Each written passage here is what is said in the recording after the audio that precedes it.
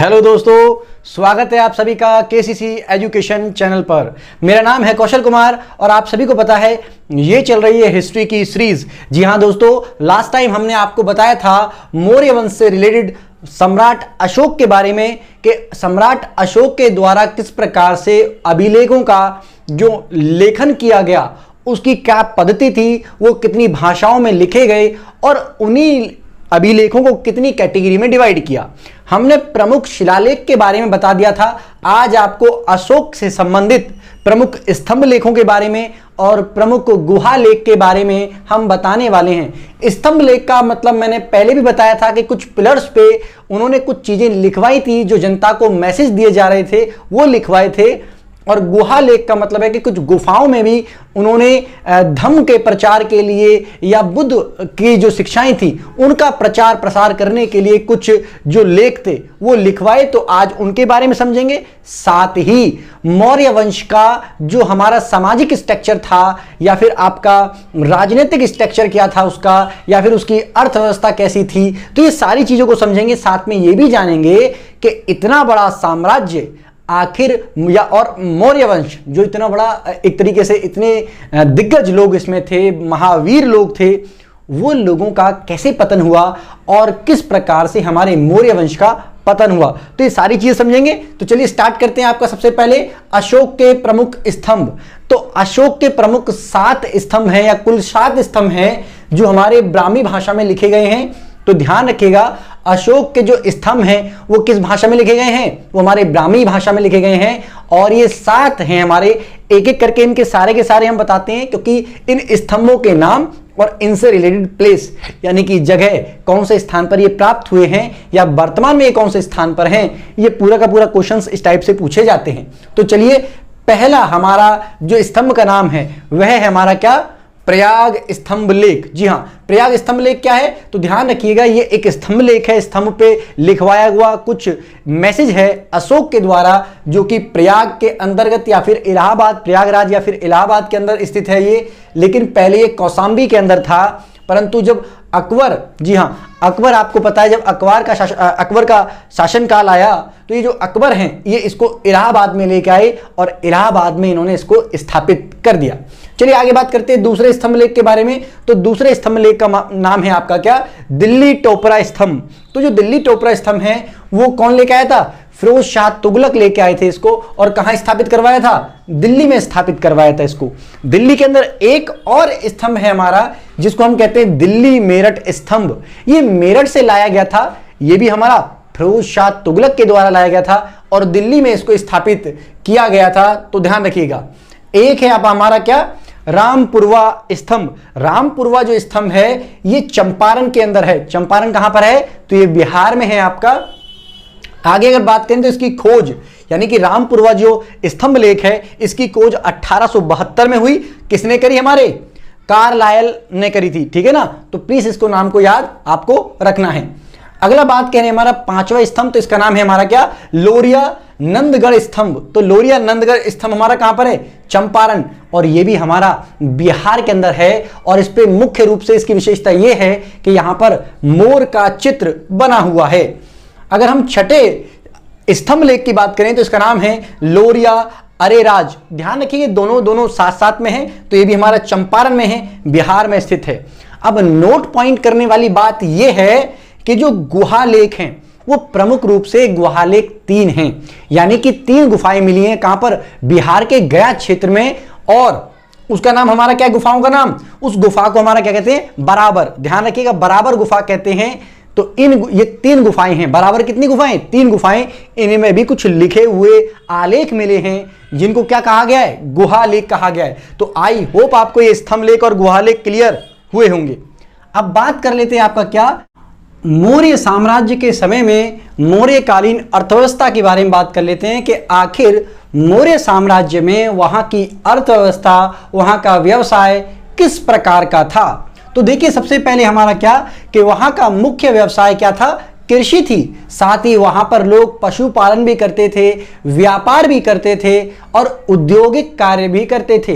तो ये थोड़ा सा आपको समझने वाला है कि मौर्यकालीन अर्थव्यवस्था के बारे में देखोगे तो वहां कृषि भी है, पशुपालन भी लोग करते थे, कारखाने भी थे यानी कि उद्योग भी थे और व्यापारिक व्यवस्था यहां पर बहुत समृद्ध तरीके से विकसित हुई थी एक तरीके से। और अगर यहां पर देखोगे आप तो शिक्षा का सबसे बड़ा केंद्र तक्षशिला इसी के समय में बहुत अच्छे तरीके से विकसित हुआ था। एक अगर आप देखोगे तो यहां पर शिल्पकार, जी हां, शिल्पकार बहुत उन्नत किस्म के मौजूद थे यहां पर। और यहां पर जो शिल्पकार थे उन शिल्पकारों के संगठन या ग्रुप को क्या कहा जाता था? श्रेणी कहा जाता था। पॉइंट टू बी नोटेड, यहां के जो शिल्पकार थे उनके ग्रुप या उनके संगठन को श्रेणी कहा जाता था। पूछा गया प्रश्न है, अगर आगे बात करें तो व्यापारियों के संगठन को निगम कहा जाता था। व्यापारियों के संगठन को क्या कहा जाता था? निगम। तो याद रखिएगा, इस प्रकार से हमारे मौर्यकालीन अर्थव्यवस्था के बारे में वर्णन है। आगे अगर हम बात करें तो मौर्यकालीन प्रशासनिक व्यवस्था या वहां की राजनीतिक इकाई या राजनीतिक व्यवस्था कैसी थी उसको भी समझ लीजिए कि मौर्य साम्राज्य के अंदर हमारा नंद वंश से तीन गुनी बड़ी सेना थी। अब समझने का प्रयास कीजिए, नंद वंश मैंने आपको बताया था कि वहां पर 2 लाख तो पैदल हमारे कौन थे? सैनिक, जबकि 20,000 घुड़सवार, 3,000 हमारे आपका हाथी थे और आपका 2,000 रथ थे। इतनी बड़ी सेना नंदवंश की थी और उनसे भी 3 गुनी बड़ी सेना। तो आप समझ रहे हैं कि मौर्य साम्राज्य के समय में मगध साम्राज्य इतना विस्तृत कैसे हो गया या इतने शक्तिशाली ये लोग क्यों थे? क्योंकि इनके पास इतनी विशाल सेना थी और जिसके पास विशाल सेना होती है वो किसी भी क्षेत्र को आसानी से कब्जे में कर सकता है। आगे अगर हम बात करें तो यहां का शासन कैसा था? केंद्रीकृत शासन था। केंद्रीकृत शासन का मतलब होता है कि जब पूरी की पूरी सत्ता की बागडोर किसी एक हाथ में होती है। तो ध्यान रखिएगा, सारी शक्तियों का जो केंद्र बिंदु था वो राजा हुआ करता था। यद्यपि राजा की अंडर काम करने वाले कुछ मंत्री परिषद या हमारे सैनिक वगैरह भी होते थे, लेकिन मुख्य रूप से शक्ति का जो स्रोत था वो राजा ही था और राजा ही माई बाप था, यही करता धरता था, यानी कि इसके पास असीमित शक्तियां थी। तो यहां का शासन कैसा था? केंद्रीकृत शासन था। और अगर आप आगे देखोगे तो राजा को सलाह देने के लिए मंत्री परिषद थी, लेकिन राजा मंत्री परिषद से बाध्यकारी नहीं हुआ करता था। आगे अगर हम बात करें तो इसके समय में मौर्य साम्राज्य में जो जिला है, जिले को विश कहा जाता था। Point to be noted, wish कहा जाता था जिले को। पूछा गया सवाल। आगे बात कर लेते हैं, मौर्य साम्राज्य के समय में सामाजिक जीवन कैसा था या सामाजिक व्यवस्था कैसी थी, समझने का प्रयास कीजिएगा। आपको पता है कि अशोक महोदय ने धम्म को स्वीकार कर लिया था, धम्म को अपना लिया था। ये धम्म के प्रचार प्रसार पर बल दे रहे थे। मैंने बताया था कि धम्म मतलब नियमों का संग्रह था जिनको ये प्रसार प्रचार कर रहे थे। आगे अगर बात करेंगे तो 11वें अभिलेख से, मैंने बताया आप पिछली वीडियो देखिएगा आपको काफी सारी चीजें समझ में आएंगी। 11वें अभिलेख से सीधा इन्होंने कहा कि ब्राह्मणों पर अत्याचार नहीं सहा जाएगा, उनको परेशान नहीं किया जाएगा। तो उन्होंने सीधा बोल दिया कि ब्राह्मणों को सताने पर प्रतिबंध लगा दिया था।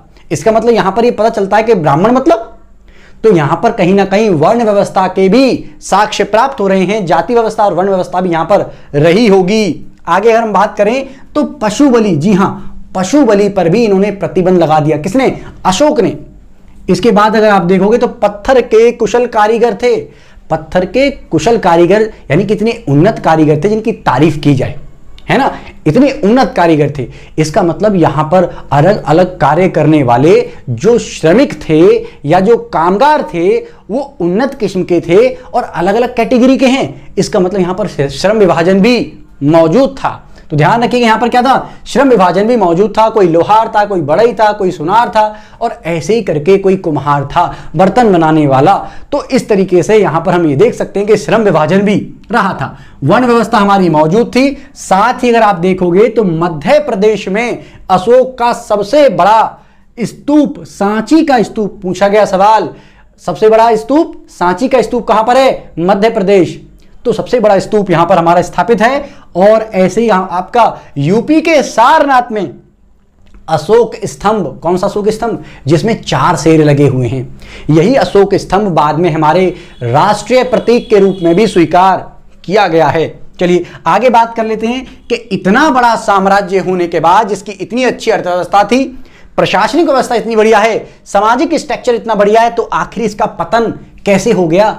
आप देखिए, मगध साम्राज्य पे सबसे शक्तिशाली वंश मौर्य वंश माना जाता है। आखिर इस वंश का पतन कैसे हुआ, क्या कारण थे? तो देखिए, सबसे पहला कारण ये महोदय अशोक ने युद्ध त्यागने की नीति अपनाई, यानी कि इन्होंने युद्ध त्याग दिया। अभी बताइए, अगर एक राजा युद्ध त्याग दे और कोई पड़ोसी मतलब दुश्मन देश आक्रमण कर दे, तो ऐसे में अपने बचाव पक्ष के लिए वह तो युद्ध नहीं करने वाला है, क्योंकि युद्ध ना करने की कसम उठा ली है।